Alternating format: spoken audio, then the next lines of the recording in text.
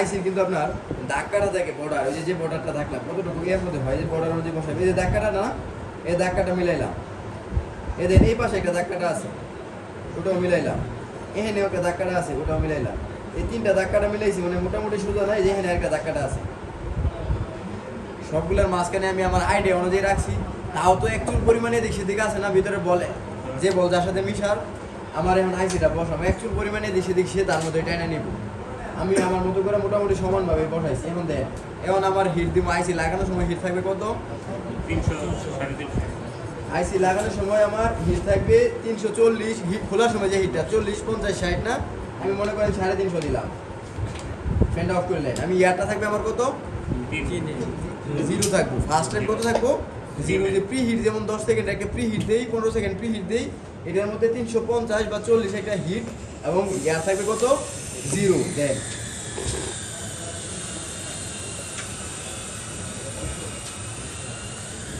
দেন চতুর্দিকে ঘুরাইবেন, যদি এমনি দেন তাহলে আইসি উপরে দিকে উঠে দৌড় মারবো না।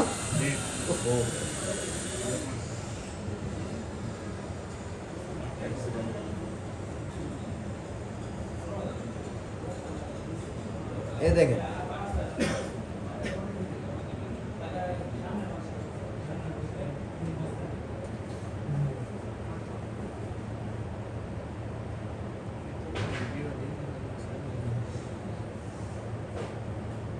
পনেরো সেকেন্ডের একটা 0 হিটে দিলাম, দেন হালকা আইসিটা একটু নাড়া দেখাইছে সে তার মতো করেই। এখন আমার হিটটা কি করাম আমি বাড়াইয়া দিলাম, মানে মানে নাড়া খাওয়ার মানে কি জানেন, অন্তত 2-1টা বলটা একটু জ্বালা নিয়ে পড়ছে না, এখন যদি আমি হাওয়াটা বাড়াইয়া দিই তাহলে কি আমার বলটা উড়ে আইসিটা উড়ে যাওয়ার সম্ভাবনা আছে নাই। এখন হিট আমার ওইটাই, হিট ওইটাই কি করলাম আমি হাওয়াটা বাড়াইয়া একটু ফ্লাক্স পেস্টটা ভিতরে দিয়ে দিলাম, কি করলাম একটু ফ্লাক্স পেস্ট দিয়ে দিলাম ভিতরে, যেন সুন্দর করে স্মুথলি বলগুলো লাগে। খেয়াল করে দেখেন এই বুদবুদ ফ্লাক্স পেস্ট কিন্তু বাহিরটা বেরোইব যখন হাওয়া এখন 3 থেকে 4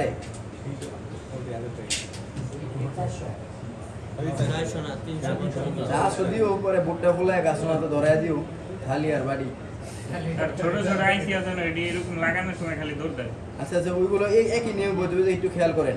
আমার জন্য যে ভিতর থেকে বুদবুদে পাশে রাঙগুলো গলে গেছে কেন, এদের ভিতর থেকে বলগুলো হালকা বুদবুদ করতেছে, আমি একটু নাড়া দিব, এদের আমার আইসি কিন্তু বসে পড়ছি দেখছেন। আমি সামনের দিকে দিই, হ্যাঁ কি করে পিছন দিকে আয়, এই ধাক্কাটা যখন দিবেন তার সামনের দিকে পিছের দিকে আয় বলবো, তখন কি হয়ে গেছে গা আইসি বসে গেছে গা। যদি জোরে ধাক্কা মারেন তাহলে এক বল আরেক লাইনে যেতে পারে না, আস্তে করে।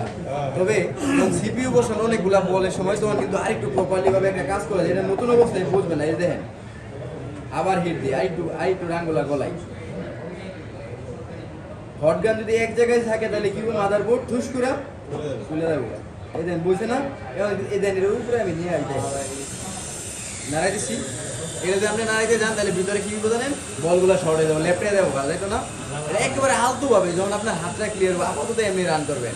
অনেক সময় বল ছোট বড় বা ভিতরে বল নাও লাগতে পারে, যখন উপর দিক দিয়ে আমি এমন করি তখন ভিতরে বলগুলো কি হয় একটু প্রেশার লাইগা পড়ে, তবে জোরে প্রেশার না, এটা তো আমি বুঝতেছি ভিতরে কি করতেছে, বলগুলারই একটু কেঁচা খেয়াল হরতেছে, একটু কেঁচা দিলেই লেফটে দেবো গা শেষ। আমার কিন্তু আইসির কাজ শেষ। এখন বুটটারে কি করলাম আমি ঠান্ডা হইতে দিলাম।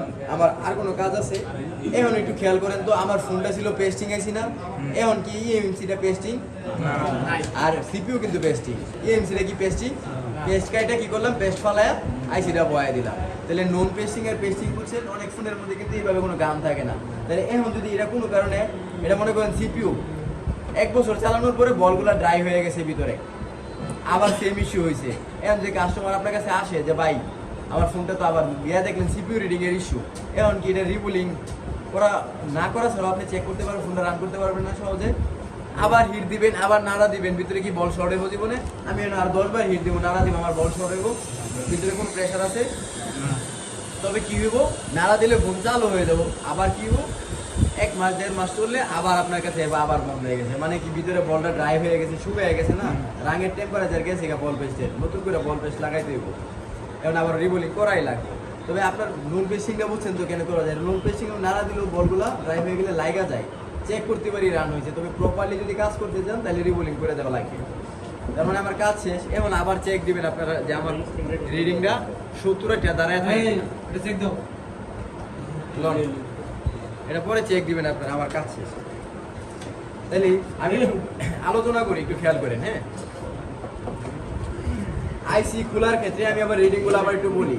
আইসি খোলার ক্ষেত্রে ঠান্ডা মাথায় মনে রাখেন, যখন আমি আইসি খুলবো, সাদা পেস্টিং হোক, কালো পেস্টিং হোক, লোন পেস্টিং আইসি, যে কোনো ধরনের পেস্টিং আইসি, প্রথমে আমার কি হইব কাজটা, আইসির চারপাশ দিয়ে পেস্টারে সুন্দর করে কাটা। কি কারণে কাটি, আশেপাশের কম্পোনেন্টের সাথে পেস্টটা জোড়া লেগে থাকতে পারে না।